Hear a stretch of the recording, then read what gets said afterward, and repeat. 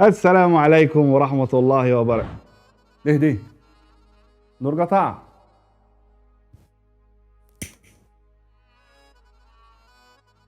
النور قطع قبل ما تعمل لي الشاي. طلق 3 لعيشك ايام اسود من اللي عايشين فيها دي. الساعة كام الوقت عشان النور يقطع؟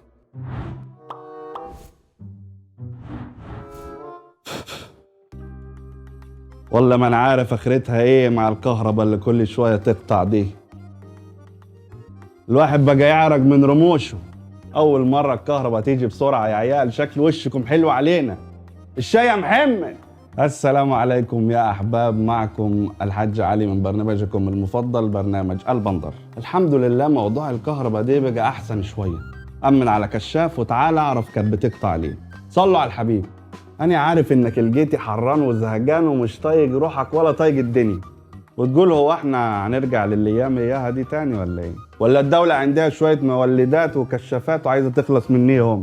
أنا كمان كنت بقول كيفك، لحد ما في يوم قابلت المشمهندس مصطفى، وعارفين جاري اللي شغال في شركة الكهرباء، وقلت له حرام عليكم اللي هتعملوه فينا دي، هنفطس منيكوا يا أبو عمو. أي نعم قطع الكهرباء شيء صعب، لكن أحلى فايدة فيه قطع الكهرباء دي إنه بيريحك من الجماعة، بيخليك ما تشوفهمش واصل. لقيته خايف وبتلفت يمين وشمال، قال لي تعالى بس نركب الأسانسير بسرعة عشان فاضل 5 دقايق على ميعاد قطع الكهرباء. قال يعني خايف من الأسانسير مش من جماعة.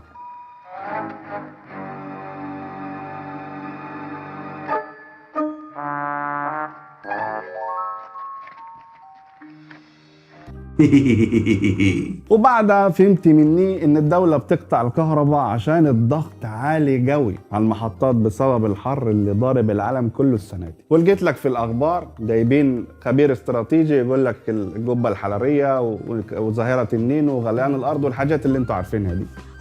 ودي نتيجة تراكمات الاحتباس الحراري اللي عمل خلل في الضغط الجوي. معايا يا ابو خال ولا مش معايا؟ ركز، لان طبعا احنا في الحر استهلاكنا عايزين، فلو كل واحد عندنا في البلد فتح الاجهزه دي في بيته وشبههم في محافظات تانية، الحمل هيزيد قوي على المحطات وممكن تنفجر. ركز معايا، ده غير ان زياده الحمل في المحطات بقت تخليها تستهلك غاز طبيعي بالهبل، زي ما حصل في المانيا السنه اللي فاتت. كانوا بيقفلوا الدفايات في المولات والاماكن العامه عشان يوفروا في الطاقه. وفي ايطاليا كابلات الكهرباء ساحت من كتر ما درجات الحرارة عالية قوي، والعراق بقى اللي مصيبتها مصيبتين، درجات الحرارة وصلت عندها 50، وإيران قفلت عليها الغاز عشان تدفع الفلوس اللي عليها. ده انا اخوك يا جدع، تروح للغرب. ده انت تيجي تقول لي مسعود انا عاوز فلوس. طب مسعود انا عاوز فلوس وانا عاوز برضو ايه يعني؟ والغابات بتتحرق في تونس والجزائر وإيطاليا وأسبانيا، والناس بتموت وبيوتها بتولع. احنا في نعمة كبيرة كبيرة قوي والله. ده حتى وكالة ناسا الفضائية ما سلمتش من قطع الكهرباء. تفتكروا شعور الرواد اللي فوق هيكون ايه؟ الو مش مهندس إلي، الشبكة ضعيفة خالص. انا لقيتي زحل على يميني، امشي كيف؟ اخلي عطارد على شمالي؟ انا على شمالي كشك اسمه نجم المجرة. اروح فين انا الوقت؟ لو سمحت اروح الارض كيف؟ هو قال لي فين؟ حتى هنا مش مهندس ايلون. انا لقيت عنب على المريخ، اروح اساله اجي لك على طول طوالي. سلام انت. أظن بقى تحمد ربك إنها جت على قطع الكهرباء الكام ساعة دول في اليوم، ويا رب حرب التغيرات المناخية دي تعدي على خير، لحسن كفاية الحرب الداخلية اللي الواحد فيه.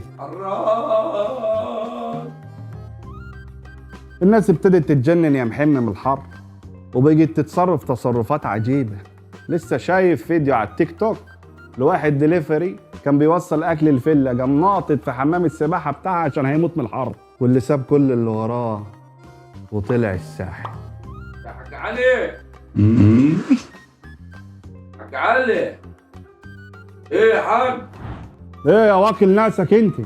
والله الصين صاحبة الاختراع الحراري اللي عملت فسكيني طلاق 3 حتى لو عملته مايو وسميتوه خليني، هيجي واحد ويطلعك من البيسين ويقول لك اصل الهيجين وشويه الاونطه من اللي انتوا عارفينهم دي، وقال لك الفسكيني ده بيغطي خلقتك وبيحميك من اشعه الشمس الفوق البنفسجيه بعد يا عيني ما درجات الحراره وصلت عنديهم ل 80 درجه في شويه مناطق. وابقى شيل الفيش على طول اول ما النور يقطع، وخصوصا فيشه التلاجه لحسن الطيار يجي عالي وتتحرق.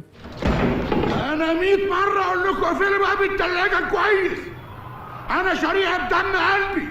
ولو عندك كيس لحمه في التلاجه وفك لما النور يقطع ما تخلوش يتجمد تاني، وابقى افتكرني بحته ملبسه كده بس من غير صينيه البطاطس. وشركه الكهرباء حذرت من ركوب الاسانسير لما تكون الساعه 10 ولحد لما تبقى 10 عشان ده ميعاد قطع النور.